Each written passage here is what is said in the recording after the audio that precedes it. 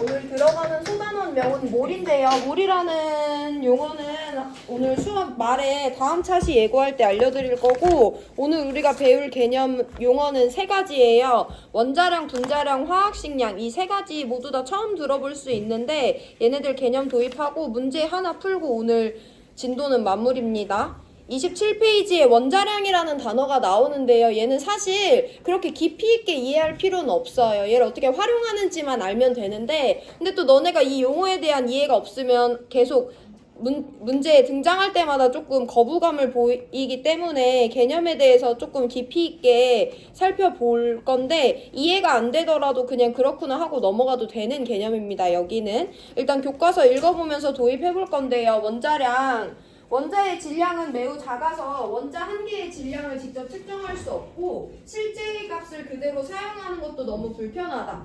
따라서 특정 원자의 질량을 기준으로 다른 원자의 질량이 그 기준 원자 질량의 몇 배인가를 나타내는 상대적인 질량을 사용하는데, 이러한, 여기부터 밑줄 칠게요.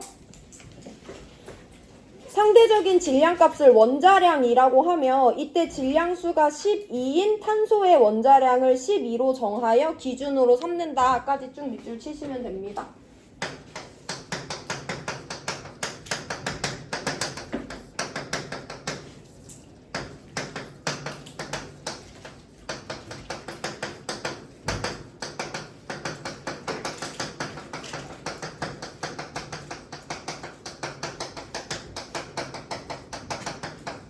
우리가 원자량이라는 개념이 왜 필요한지부터 우리가 좀 정성적으로 학습을 해볼 건데요. 화학은요, 뭐 다른 과목에서도 그럴 수 있지만 물질을 정량하는 것이 되게 중요해. 우리 실험할 때 저울 쓸 때 있잖아요. 0.1g, 0.01g 이렇게 그렇게 이만큼만 딱 써야 된다, 이것보다 더 쓰면 안 된다, 덜 쓰면 안 된다, 이럴 때 정량이 중요하다고 하는데 화학은 정량이 특히나 중요한 과목입니다.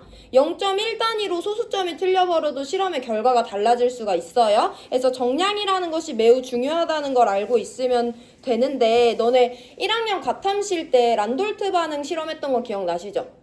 그때 1학기 때 한 거긴 한데 그때도 2%, 4%, 6%, 8%, 10% 용액 만들었었어. 그런 농도들도 다 정확한 값을 만족해야지 실험 결과가 제대로 나왔었잖아요. 정량이 중요해. 그래가지고 내가 어디 실험실에 들어갔는데 교수님이 실험을 해야 돼서 야, 수소 원자 10개만 갖고 와봐라 했어. 그럼 10개를 세 가면 되잖아. 수소 원자 10개를 세야 돼요. 정확한 실험을 위해서는. 근데 수소 원자 10개를 셀 수 있어, 없어? 없어. 왜 못 세?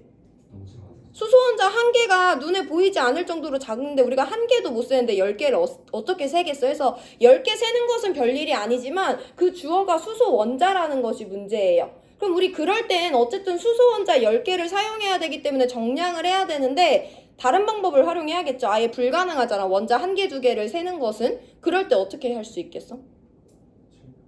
우리가 뭔가를 세기 어려울 때 질량을 사용하기도 해요. 무슨 말이냐면 구체적인 예시를 들어보면 내가 어떤 사탕의 개수를 세야 되는데 사탕을 1000개를 세야 된대. 1000개 세는 거 쉬워, 만만해, 조금 귀찮아. 1000개 세는 건 좀 큰일이잖아요. 그럼 그럴 때 우리 어떻게 하냐면 사탕 한 개의 질량이 2g이래. 근데 나 사탕 1000개를 세야 돼. 그럼 1000개를 세고 있을 거야? 사탕의 질량으로 대신할 거야? 사탕의 질량으로 대신해줘. 해서 내가 이거 1000개 필요하면 사탕 몇 g을 2000g에 해당하는 사탕을 정량을 하면 그게 사탕 1000알이겠구나 라고 우리가 계산할 수 있잖아요. 그래서 수소 원자 한 개 한 개는 너무 작아서 눈에 보이지 않기 때문에 셀 수 없어. 그럼 내가 수소 원자가 10개가 필요하면 누구의 질량을 안다면, 수소 원자 한 개의 질량이 몇 g인지 안다면 이거의 10배에 해당하는 양을 측정하면 우리 눈에 보이지 않아도 수소 원자 10개를 셀 수가 있는 거죠. 화학에선 정량이 중요하기 때문에 얘네들을 정량하기 위해서, 근데 원자는 눈에 보이지 않을 정도로 작기 때문에 질량의 단위로 정량을 하는데요. 교과서 27페이지 우측 상단에 보시면 수소 원자 한 개의 질량이 나와 있어요. 수소 원자 한 개의 질량이 몇이라고 나와 있냐면 1.67 곱하기 10의 마이너스 24승 g이라고 나와 있죠. 그럼 내가 얘가 10개가 필요해. 그럼 수소 원자 몇 g 측정하면 돼? 1.67 곱하기 10의 마이너스 23승 g이거나 16.7 곱하기 10의 마이너스 24승 g, 똑같은 값이죠. 얘네들을 측정하면 되는 거야. 그런데 내가 야 수소 원자 10개 필요하니까 얘네들 가지고 가자 했는데 우리가 그러면 선생님 저 수소 원자 10개를 세기 어려워서 수소 원자 1.67 곱하기 10의 마이너스 23승 g을 가져왔습니다. 아니면 16.7 곱하기 10의 마이너스 24승 g을 가지고 왔습니다 라고 말하면 돼. 근데 편해 불편해?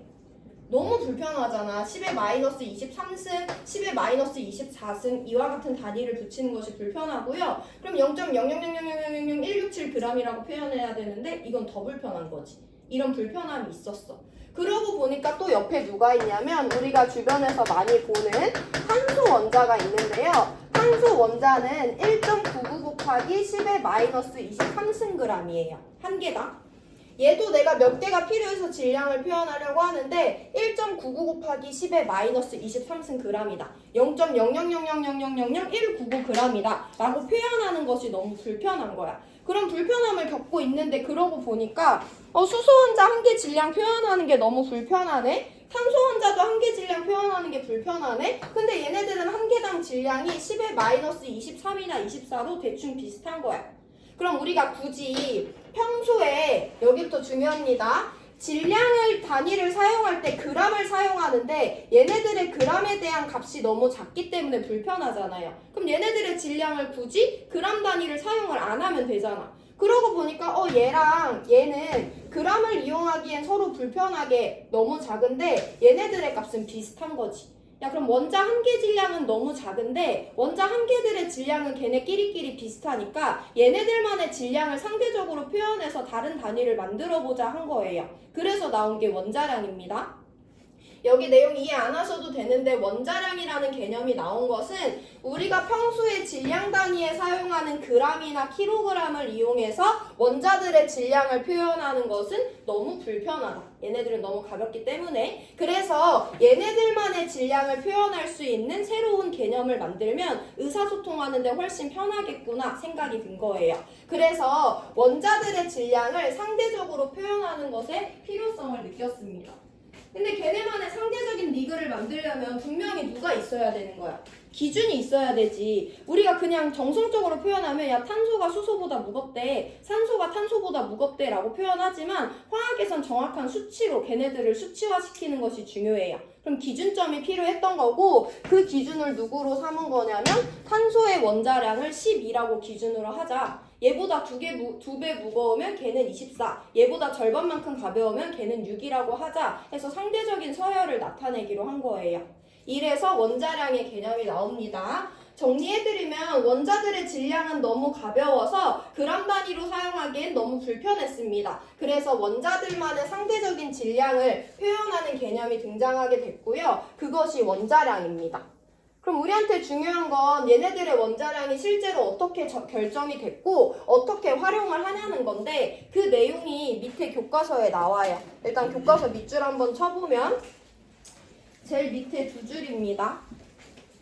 원자량은 상대적인 질량을 나타내는 값이므로 g이나 킬로그램과 같은 단위는 붙이지 않아요. 단위 없이 숫자값만 활용을 합니다.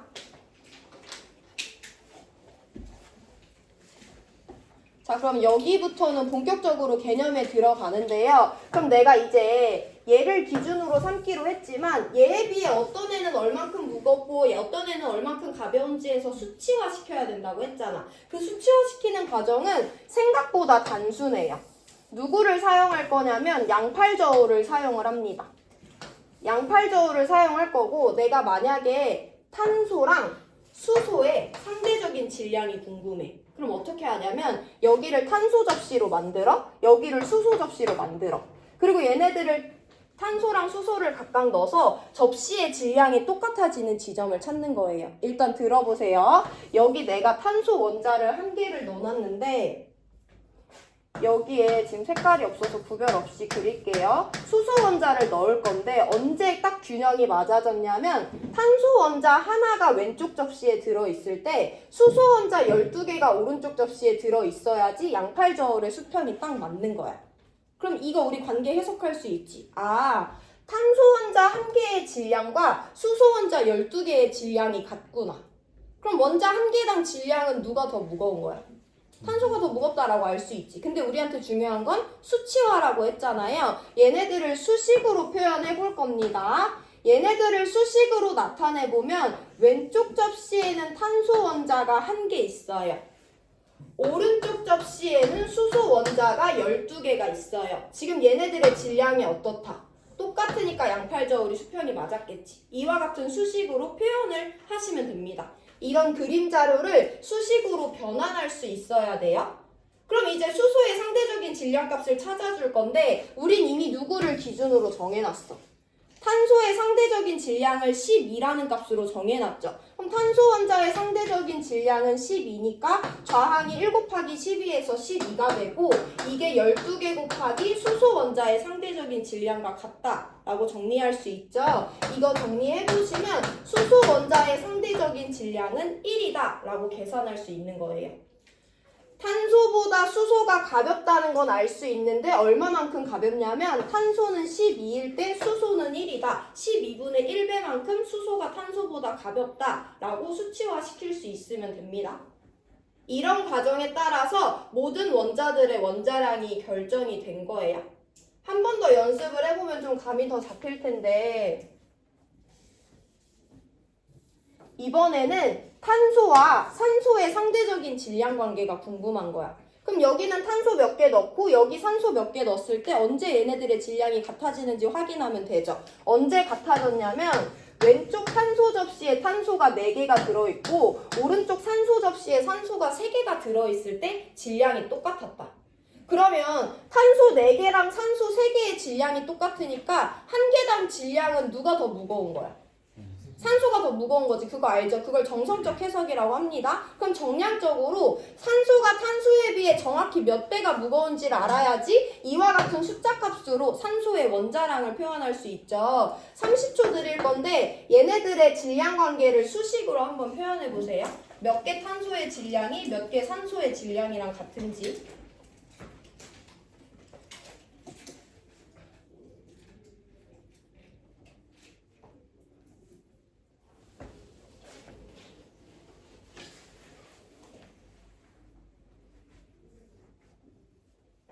뭐 어렵지 않죠? 왼쪽 접시에 탄소 원자가 몇 개 들어있냐면 4개 들어있어. 오른쪽 접시에 산소 원자가 몇 개 들어있냐면 3개 들어있어. 지금 양팔저울의 수평이 맞았으니까 얘네들의 질량이 똑같다는 거고 우리 탄소의 상대적인 질량을 12라는 값으로 정해놨으니까 여기다가 12를 넣어주면 좌항은 48이 되고요. 그게 3 곱하기 산소의 원자량이랑 같은 거죠. 그래서 산소의 원자량은 16이라는 것을 알 수 있고 이것만 봐도 탄소 1개보다 산소 1개가 무겁다는 걸 알 수 있지만 정확히 몇 배 무겁냐? 3분의 4배 무겁다는 걸 실험을 통해서 밝혀낸 거예요. 이런 실험을 계속해서 반복해서 만들어진 것이 27페이지 하단에 있는 테이블이 되겠습니다. 수소는 탄소보다 12분의 1배 가볍고요. 산소는 탄소보다 3분의 4배 무겁고요. 이런 식으로 정확한 계산을 통해 원자량의 값이 밝혀졌습니다.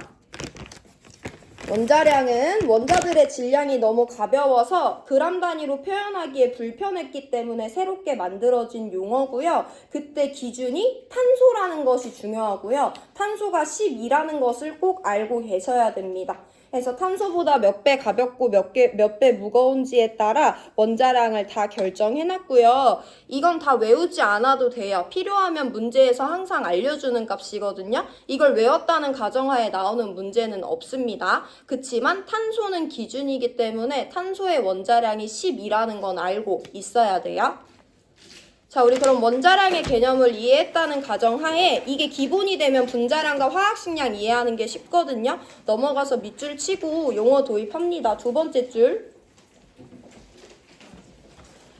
분자량은 분자를 구성하는 모든 원자들의 원자량을 합한 값이다. 밑줄. 제일 밑에서 4번째 줄. 어떤 물질의 화학식을 이루는 각 원자의 원자량 합을 화학식량이라고 한다. 밑줄.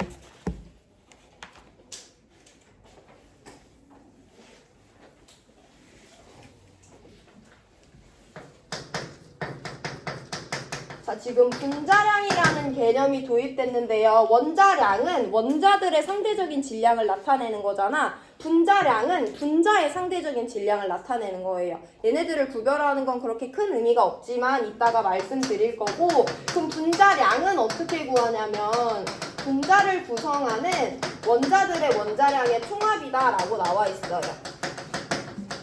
이게 우리가 오늘 꼭 알고 있어야 되는 개념입니다. 그럼 일단 분자량이 무엇을 의미하는지 볼 건데, 얘 우리 방금 봤던 탄소지. 탄소 원자 하나짜리야. 근데 얘를 봐. 이런 화학식이 있어. 우리 화학식에 대해서 간단하게 살펴볼 건데요. 이걸 봤을 때 우리가 어떤 정보 두 가지를 알아야 되냐면, 이 물질은 이렇게 생긴 원소랑 이렇게 생긴 원소 두 종류로 이루어져 있는 거지. 근데 이렇게 생긴 원소 옆엔 숫자가 안 붙어 있어. 우리 몇을 생략하니까. 1을 생략하니까 얘는 탄소 원자 한 개로 이루어져 있다는 거야.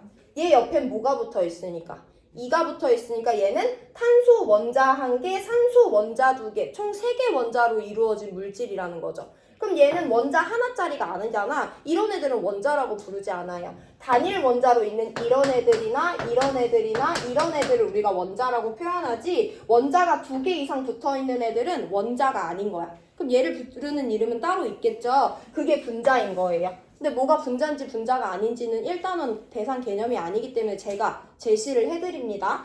그럼 얘도 어쨌든 되게 가벼운 탄소랑 산소로 이루어져 있는 거잖아.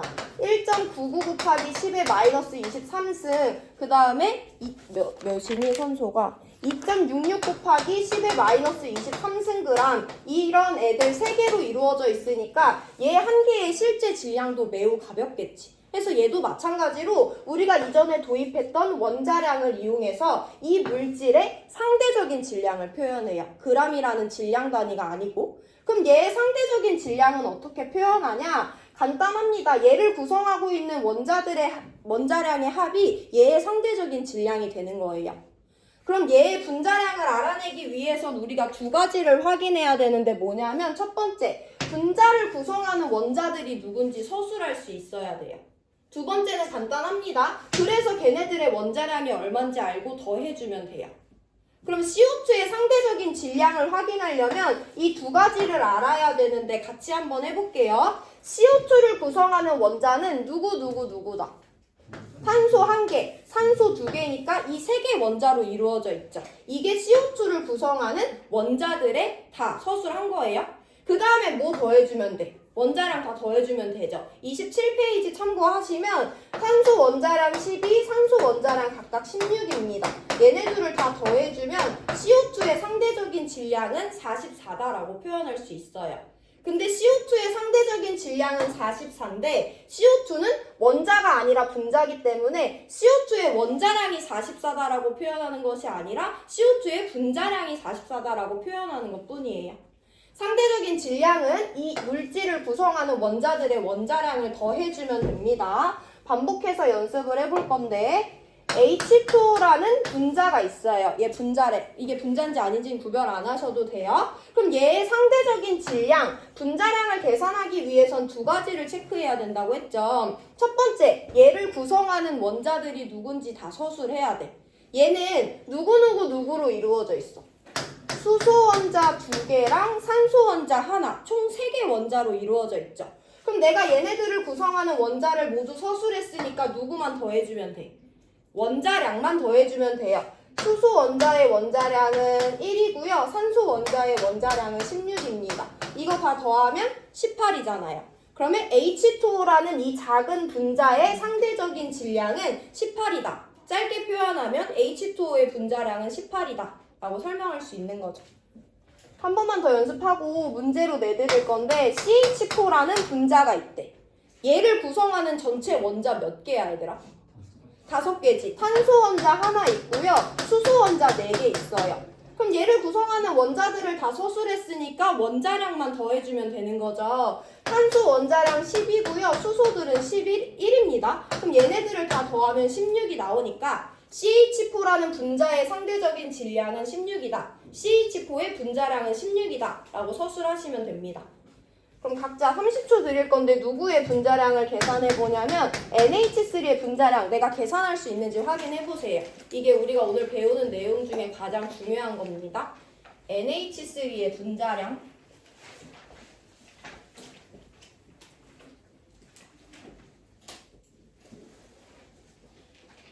27페이지 테이블에 원자량 다 나와 있죠? NH3를 구성하는 원자 몇 개야?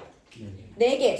이것도 서술할 수 있어야 됩니다. 얘는 N1개, H3개, 총 4개 원자로 구성되어 있어요. 이때 질소 원자의 원자량은 14고 수소는 각각 1이기 때문에 NH3의 분자량은 17이다 라고 서술하시면 돼요.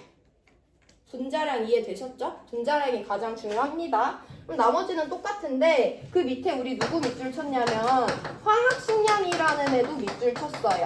화학식량은 물질을 구성하는 원자들의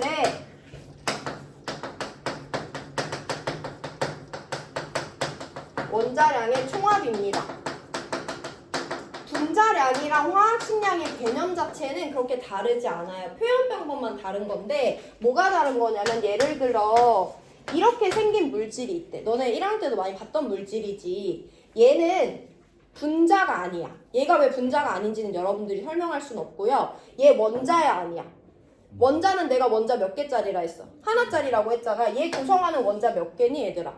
2개지. 원소 기호는 무조건 대문자 하나기 때문에 대문자 N과 소문자 A가 있으면 이거 원소 한 종류, 대문자 C와 소문자 L이 있으면 이거 원소 한 종류인데 옆에 숫자 생략되어 있고 숫자 생략되어 있으니까 얘는 Na 한 개랑 Cl 하나로 이루어졌다라고 표현할 수 있지.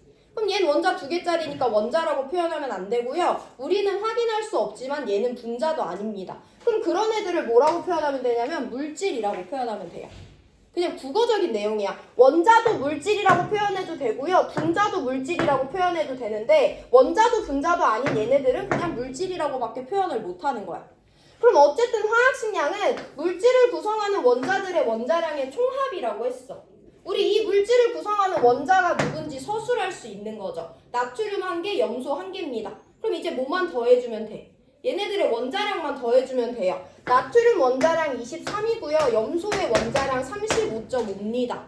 그러면 NaCl의 상대적인 질량, 화학식량은 얼마라고? 58.5라고 설명할 수 있으면 되는 거죠. 이렇게 해서 원자량과 분자량과 화학식량의 개념을 모두 다 살펴봤고요. 원자량을 기본으로 알고 있다면 분자량이나 화학식량도 모두 다 구할 수 있어요. 분자량과 화학식량은 구하는 방법이 중요하지 그들의 개념 자체는 원자량과 괴가 똑같습니다. 원자의 상대적인 질량, 분자의 상대적인 질량, 물질의 상대적인 질량이 되는 거예요. 자, 그럼 우리 얘네들의 포함 관계만 한번 살펴보고 마무리를 할 건데 그럼 포함 관계가 어떻게 되냐면 어차피 모든 입자들은 물질이라는 범주 안에 들어있기 때문에 화학식량이 가장 큰 범위예요. 그 안에 물질 중에는 원자도 있고요. 분자도 있고요. 원자도 분자도 아닌 그냥 물질도 있는 거예요. 그래서 이와 같은 포함 관계가 있어요. 자, 그럼 예시를 들어볼게요. 탄소 원자의 상대적인 질량이 12거든? 그럼 탄소 원자의 원자량은 12다. 맞는 말이야, 틀린 말이야? 맞는 말이지. 탄소는 원자가 맞으니까. 탄소 원자의 상대적인 질량 12예요. 그럼 탄소 원자의 화학식량은 12다. 맞는 말이야, 틀린 말이야? 맞는 말이죠.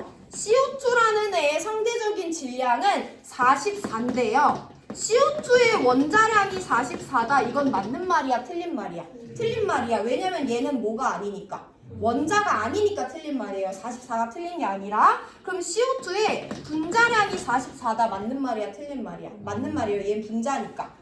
그럼 CO2의 화학식량이 44다는 맞는 말이야, 틀린 말이야? 맞는 말이에요. CO2는 분자고 분자는 물질도 되는 거니까. NaCl의 상대적인 질량은 58.5입니다. NaCl의 원자량은 58.5다. 맞는 말이야, 틀린 말이야?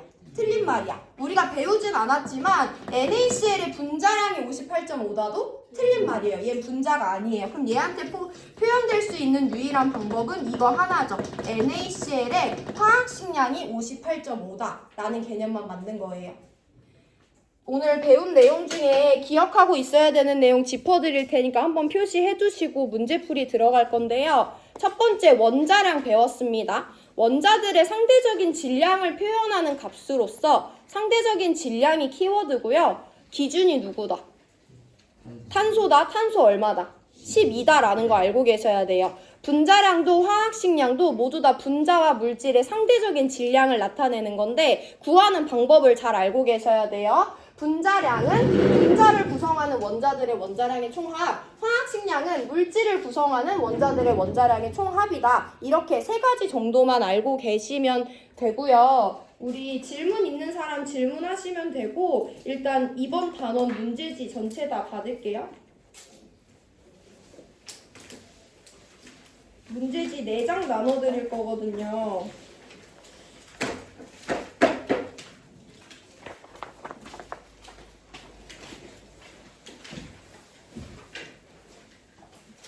젤리 없는 거지.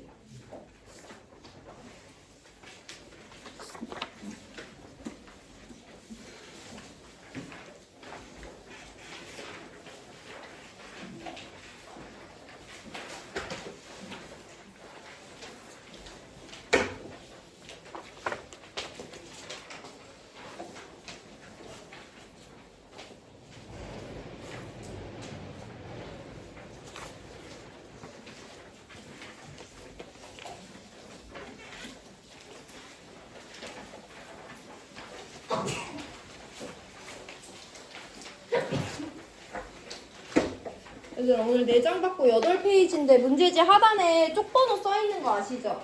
25부터 32페이지까지 있어야 되거든요. 자기 뭐 중간에 끊긴 거 없는지 확인해 보시고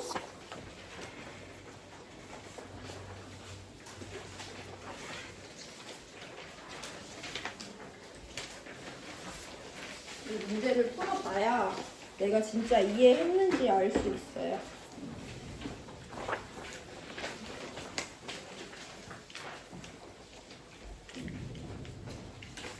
문제지는 뭐 잃어버렸거나 공부하다가 해줘서 또 받아야 되거나 하면 언제든지 드리니까 요청하시면 되고 수업 시간에 내가 안 가져올 수도 있으니까 혹시 없어서 필요하면 미리 와서 말하셔도 됩니다.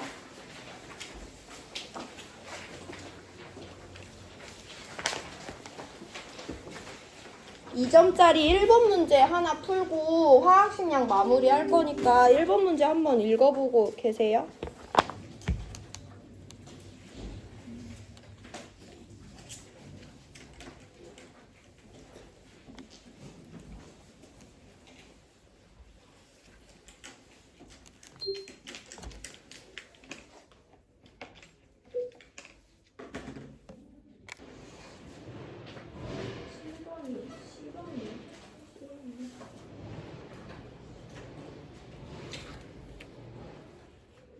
너네는 PDF 파일이고 나는 한글 파일이어서 그 문제 생긴 게 조금 다를 수 있습니다. 문제 같이 한번 읽어보고 화학원에서 사용하는 용어까지 한번 볼 건데요. 그림은 원자 X, Y, G의 질량 관계를 나타냈대. 근데 화학원에는 이런 조건이 많이 붙어요. X, Y, G는 임의의 원소기호다라는 건데 그러니까 이 임의라는 것은 얘는 탄소, 수소, 산소 이런 거에 누군지 중요한 게 아니라 그냥 임의로 X, Y, G가 있다고 가정할 때 걔네들의 특징을 확인하라는 거야. 원소 A, B, C, D가 나올 수도 있고 가나다가 나올 수도 있어요. 그럼 우리가 누군지 모르는 이 X, Y, G에 대해서 한번 살펴볼 거고 조건이 하나 있는데요. X의 원자량, X라는 원자의 상대적인 질량이 A다 라고 미지수 하나 이용해서 알려줬습니다. 밑에 탐구가 있는데 얘들아 가와 나는 실험하는 형식이 똑같죠? 가와 나가 밝히고 싶은 게 뭐야? 그 키워드를 표현할 수 있어야 돼요. 가와 나에서 뭘 확인하고 싶은 거 같아? 원자들의 상대적인 질량, 누가 무겁고 누가 가볍고 누가 몇 배 무겁고 누가 몇 배 가벼운지를 확인하고 싶은 거예요. 그 중에 가는 누구랑 누구냐면 X랑 Y라는 원자들의 질량 관계가 궁금한 거고요. 나는 X랑 G라는 원자들의 질량 관계가 궁금한 거다라는 걸 기본적으로 이해는 할 수 있죠. 표현은 어려웠지만. 자, 그럼 가부터 볼게요. X와 Y 원자의 상대적인 질량 관계를 표현할 건데 수평이 어디서 맞았냐면 X 원자 1개랑 Y 원자 12개가 각각 접시에 있을 때 수평이 맞았어. 이와 같이 수식으로 표현하는 거 아까 연습해봤죠? 그래서 1개의 X와 12개의 Y 원자의 질량이 똑같아. 그럼 일단 X랑 Y 중에 1개당 질량은 누가 무거운 거야? x가 무겁다는 걸 알 수 있죠. 그 실제로 얼마나 무거운지를 볼 건데 우리 문제에서 누구의 지금 미지수는 두 개인데 방정식이 하나잖아요. 근데 누구의 값을 알려줬냐면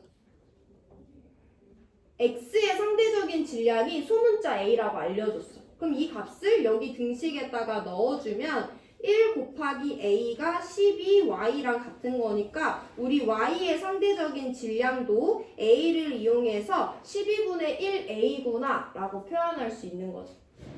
가는 x와 y 원자의 상대적인 질량 관계를 알아내기 위한 실험이기 때문에 그림 자료를 수식으로 변형할 수 있어야 되고요. 둘 중에 x라는 원자의 상대적인 질량을 알려줬기 때문에 y의 상대적인 질량, 원자량도 미지수 a를 이용해서 표현해야 됩니다. 그럼 나는 누구랑 누구라 그랬어? x랑 g의 상대적인 질량 관계죠. 이와 같은 세 단계에 거쳐서 g의 원자량을 a를 이용해서 표현해보세요. 1분 드립니다.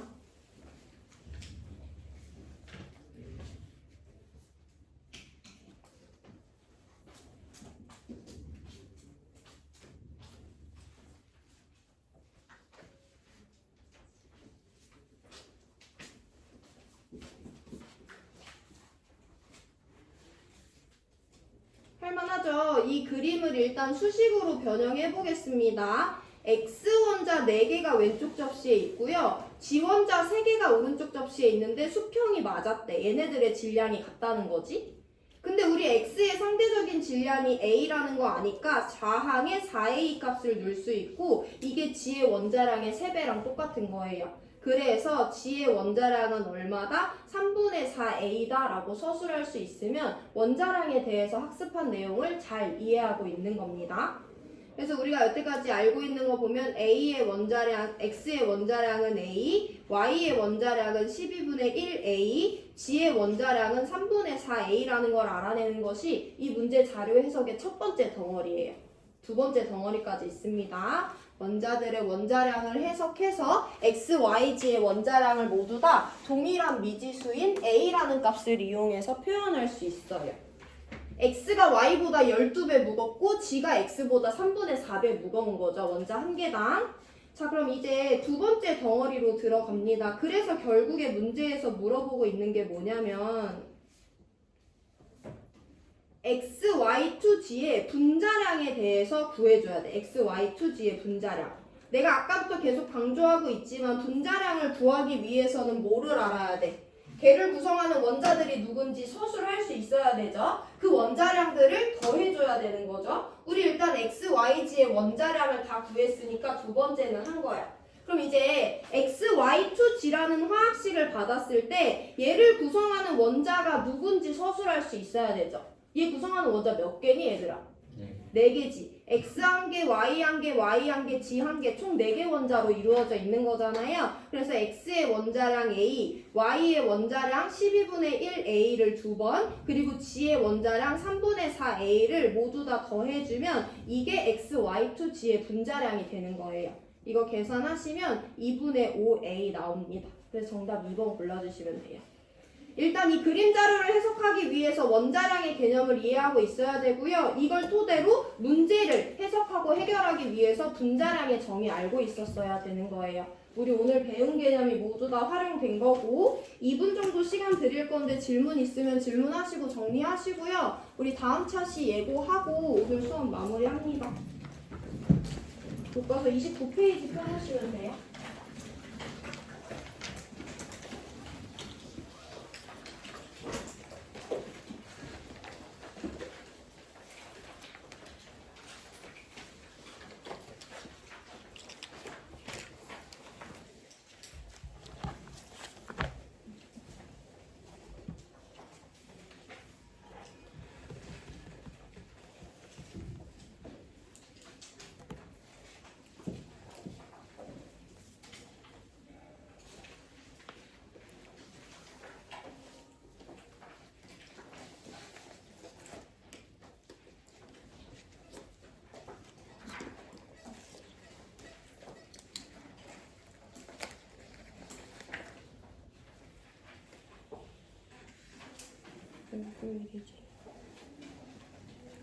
자, 질문 없는 것으로 알고 우리 다음 차시 예고 들어갈 건데요. 29페이지입니다. 읽어보다가 밑줄 치라고 하는 데만 치면 됩니다. 몰과 아보가드로 수.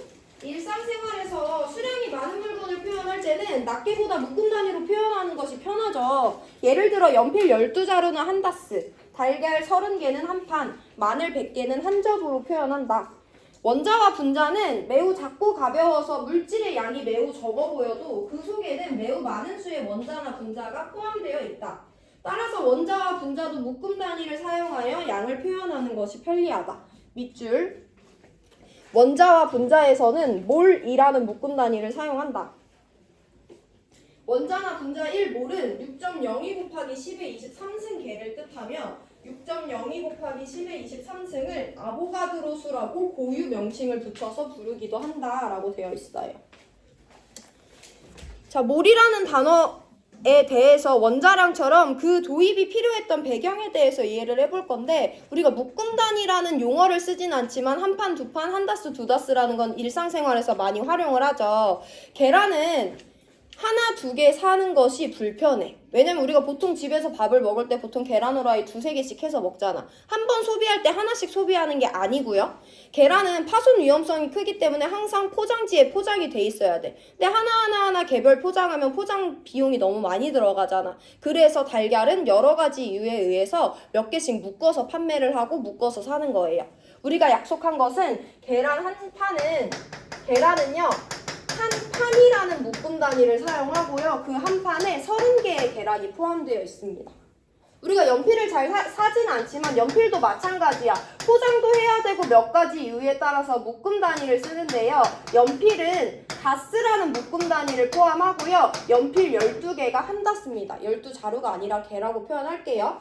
우리랑 더 거리가 있지만 마늘은요. 한 알, 두 알 팔지 않아요. 마늘은 여러 개를 묶어서 팔기 때문에 묶음 단위를 사용하고요. 마늘에 사용하는 묶음 단위는 접이고 마늘 100개가 1접입니다.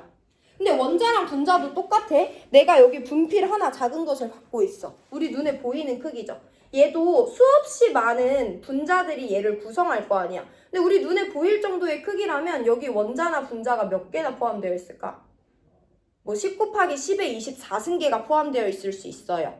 얘보다 더 큰 이런 물티슈가 있으면 여기는 종류는 다르겠지만 서로 다른 원자들이 100 곱하기 10의 24승계가 포함되어 있을 수 있거든요. 그럼 얘네들은 우리 눈에 보일 정도로 그 크기가 있다는 것은 얘를 구성하는 원자나 분자의 수가 매우 크다는 건데, 걔네들을 개라는 단위로 표현하기엔 좀 불편하죠. 10의 23승계, 10의 25승계 이런 값들을 꼭 붙여줘야 되니까. 그래서 보통 벌크 단위로 원자나 분자가 존재하기 때문에 입자들도 마찬가지로 묶음 단위를 사용해요. 그 묶음 단위가 뭐인 거냐면 몰인 거예요.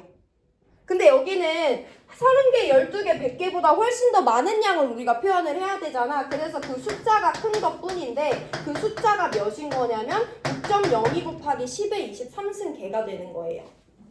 숫자가 사실 조금 깔끔하진 않죠. 6.02 곱하기 10의 23승계가 뭐야. 6 곱하기 10의 23승계일 수도 있고 100 곱하기 10의 23승계일 수도 있는데 얘는 굳이 6 곱하기 10의 23승계를 1 묶음 단위로 썼어. 그 이유는 있고 다음 시간에 배울 거예요. 어쨌든 이 숫자 자체는 내가 지금 말했지만 특별한 의미가 있기 때문에 이 숫자에 이름을 붙여줬는데 그게 바로 아보가드로 수라는 이름입니다. 아보가드로 수가 6.02 곱하기 10의 23승이에요. 자, 그럼 우리가 이제 알아야 되는 건 뭐냐?